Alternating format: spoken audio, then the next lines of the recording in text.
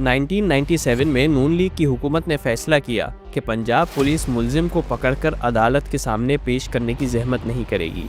जो पकड़ा जाएगा उसको वहीं पर पार कर दिया जाएगा। और फिर ये खूनी सिलसिला शुरू हो गया। पंजाब पुलिस की बंदूकें बेलगाम हो गई। आए दिन मुलजिमान पुलिस की हिरासत में कत्ल होने लगे और हर दफ़ा एक ही कहानी दोहराई जाती कि मुलजिम अपने साथियों की फायरिंग से मारा गया। और फिर इस खूनी खेल में पुलिस एहलकारों की लालच भी शामिल हो गई। इस पॉलिसी के तकरीबन 1.5 साल बाद जुलाई 1999 में द गार्डियन ने खतरनाक रिपोर्ट शाये की, जिसमें इंकिशाफ हुआ कि पंजाब में सिर्फ 1.5 साल में 850 अफराद पुलिस मुकाबलों में मारे गए। रिपोर्ट में बताया गया कि ज़्यादातर मुकाबले जाली थे। सबसे ख़तरनाक इंकिशाफ ये था कि कुछ केसेस में पुलिस पर इल्ज़ाम है कि उन्होंने रिश्वत या भत्ता ना देने पर शहरी को मुलजिम जाहिर करके कत्ल कर दिया। आने वाले सालों में जाली पुलिस मुकाबले शरीफ ख़ानदान का तुर्रे इम्तियाज़ बन गए। नवाज शरीफ के बाद शहबाज शरीफ और अब मरियम नवाज। जब भी शरीफ ख़ानदान का वज़ीर आला बनता है, जाली पुलिस मुकाबलों में इजाफा हो जाता है। 1997 से 1999 तक पंजाब में शहबाज शरीफ की हुकूमत थी, जिसके दौरान मुबैना पुलिस मुकाबलों में 850 मुलजिमान हलाक हुए। और फिर शहबाज शरीफ की हुकूमत खत्म होते ही 2000 में मुबैना पुलिस मुकाबलों में 94 अफराद की हलाकत का दावा सामने आया। इसी तरह 2002 से 2011 तक हर साल यह नंबर 150 के करीब रहा।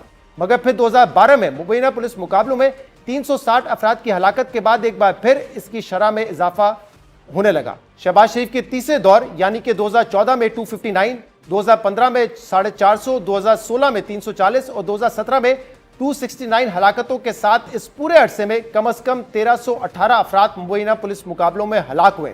और फिर पाकिस्तान तहरीक इंसाफ के दौर में 2018 से 2022 के दौरान 612 हलाकतें यानी शहबाज शरीफ के पिछले दौर के मुकाबले में निस्फ हलाकतें हुई।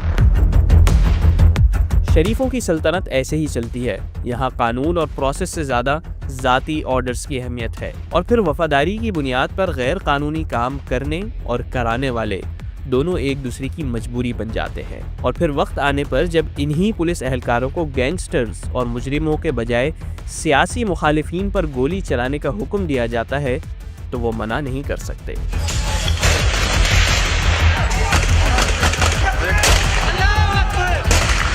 इस वीडियो के शुरू में मॉडल टाउन का वाक़या जो मैंने आपको सुनाया, वो पुलिस के इस्तेमाल का सबसे भयानक मुजाहरा था। आधे घंटे में 14 लोगों का कत्ल कर दिया गया।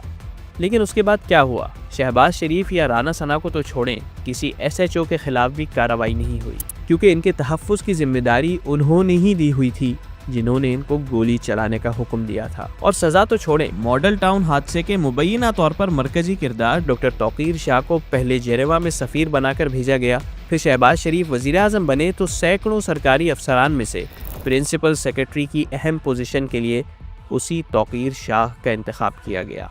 और आज भी जब आप ये वीडियो देख रहे हैं तो तौकीर शाह शहबाज शरीफ की किचन कैबिनेट का हिस्सा हैं। ये तो बादशाहत का उसूल है।